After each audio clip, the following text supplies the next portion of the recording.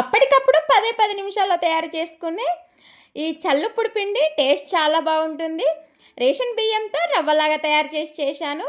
Taste అయితే సూపర్గా ఉంటుంది. ఒక్కసారి ట్రై చేయండి. Welcome back to our channel. నేను మీ సాత్విక. చాలామంది బియ్య పిండితో చేస్తుంటారు, కానీ బియ్యపు రవ్వతో టేస్ట్ చాలా బాగుంటుంది. ఒక్కసారి ట్రై చేయండి. ఈ వీడియో చూసే ముందు మన ఛానల్ కనుక ఫస్ట్ టైం చూసినట్లయితే ఛానల్ని అయితే సబ్స్క్రైబ్ చేయండి, లైక్ చేయండి.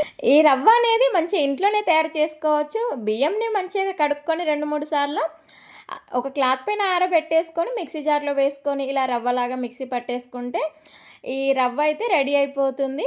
ఇక్కడ నేను 1.5 గ్లాస్ వరకు అయితే రవ్వ తీసుకొని పక్కకు పెట్టేసుకున్నాను.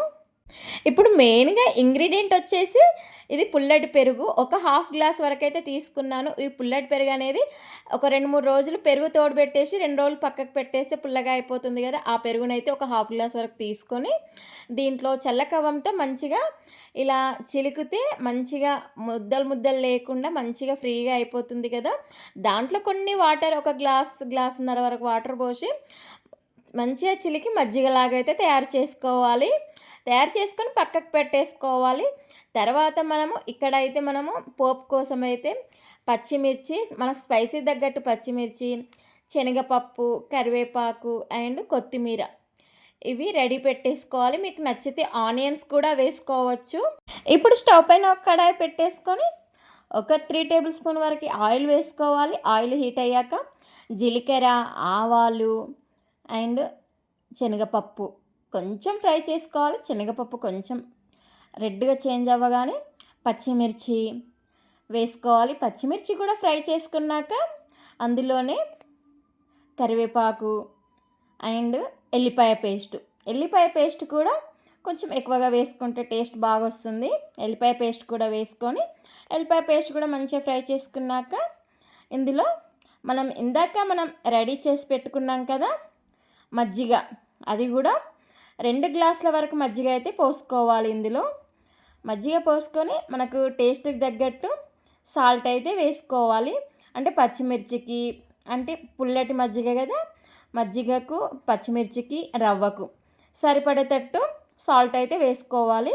ఇక్కడ నాకైతే 3 టేబుల్ స్పూన్ వరకు అయితే సాల్ట్ అయితే పట్టింది. అంటే ఇక్కడ పోపు గింజల స్పూన్ కదా చిన్నగా ఉంటుంది, కొంచెం 3 టేబుల్ స్పూన్ వరకు అయితే సాల్ట్ అయితే వేసుకున్నాను. పర్ఫెక్ట్గా సరిపోతుంది.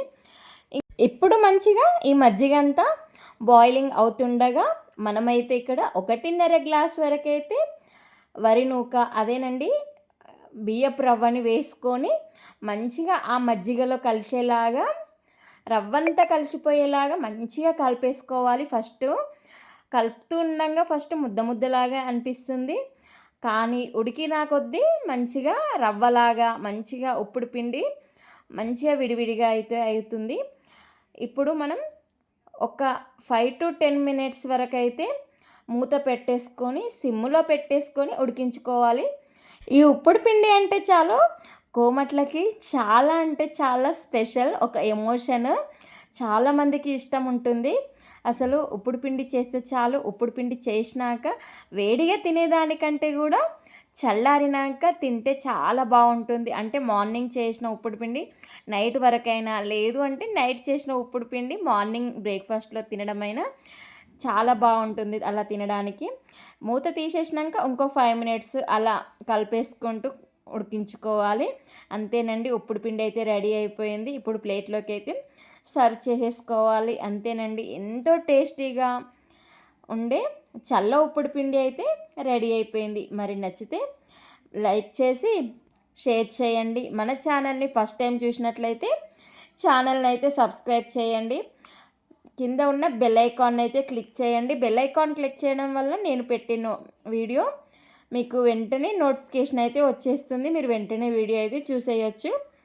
మరి నెక్స్ట్ వీడియోలో అయితే కలుద్దాం. Bye bye.